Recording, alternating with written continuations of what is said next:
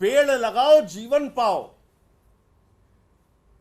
पेड़ हमारे लिए जीवन है, जिंदगी है पेड़, जिंदगी है वृक्ष। यह अभियान चलाया जा रहा है पूरी दुनिया में और पूरे देश में। लेकिन दिल्ली के अंदर यहां के एलजी महोदय, जो भारतीय जनता पार्टी के द्वारा दिल्ली को बर्बाद करने के लिए बिठाए गए हैं, वो उन जिंदगियों को खत्म करने पे लगे हुए हैं, उन वृक्षों को खत्म करने के लिए लगे हुए हैं जिनसे कहा जाता है कि लोगों को जीवन मिलेगा। 1100 पेड़ कटवा दिए, 1100 पेड़, 1100 पेड़ दिल्ली के एलजी ने कटवा दिए। एक शब्द भारतीय जनता पार्टी के मुंह से नहीं निकल रहा।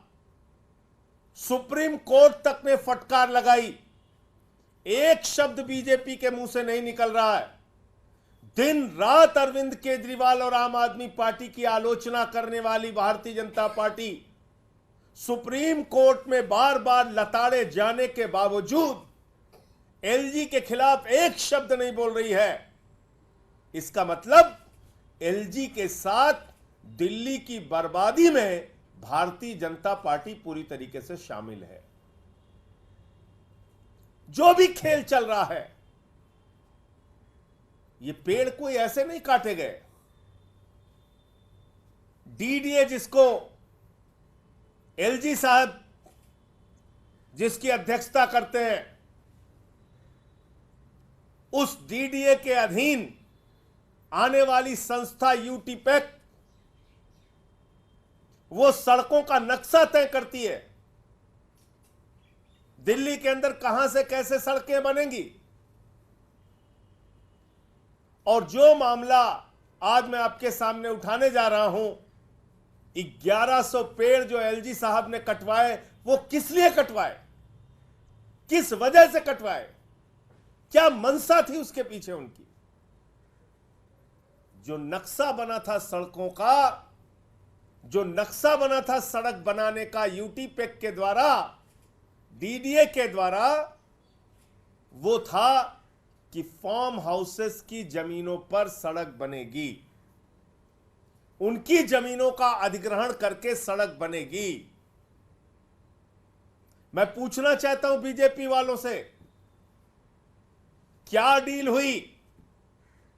मैं पूछना चाहता हूं एलजी साहब से, क्या डील हुई फार्म हाउसेस वालों से, क्या डील हुई। किस कारण से फार्म हाउसेस की जमीन पर सड़क ना बनवाकर पेड़ कटवाए गए और सड़क बनाई गई।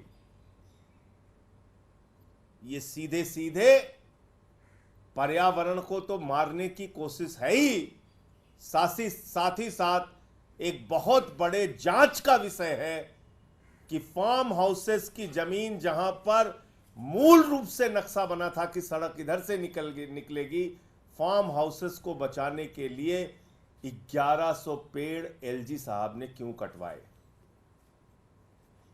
क्या डील हुई थी। पूरी दिल्ली जानना चाहती है, हम सब जानना चाहते हैं। और ये बात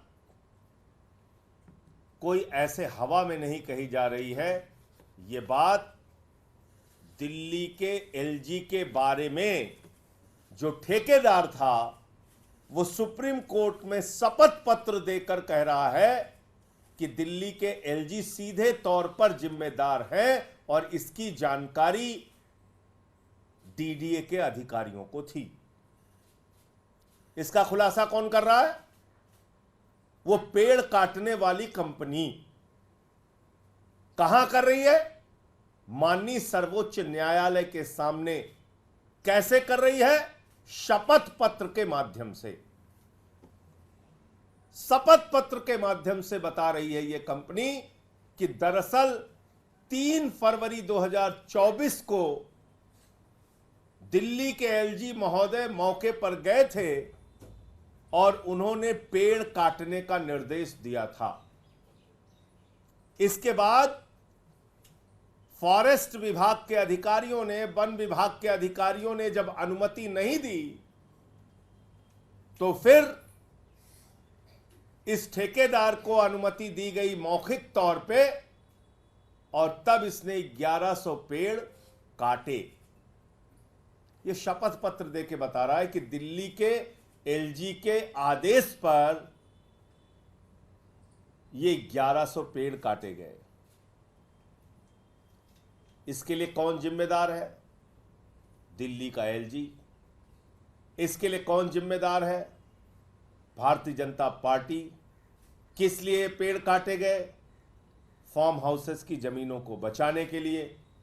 तो इसकी एक उच्च स्तरीय जांच करके और माननीय सुप्रीम कोर्ट को गुमराह करने के बजाय इन सारे तथ्यों को, इन सारे प्रमाण को सुप्रीम कोर्ट के सामने रख के सुप्रीम कोर्ट इसका संज्ञान ले और एलजी के खिलाफ और जो भी इसके लिए जिम्मेदार अधिकारी हैं उनके खिलाफ कार्रवाई हो। इसकी जांच कराना आवश्यक है।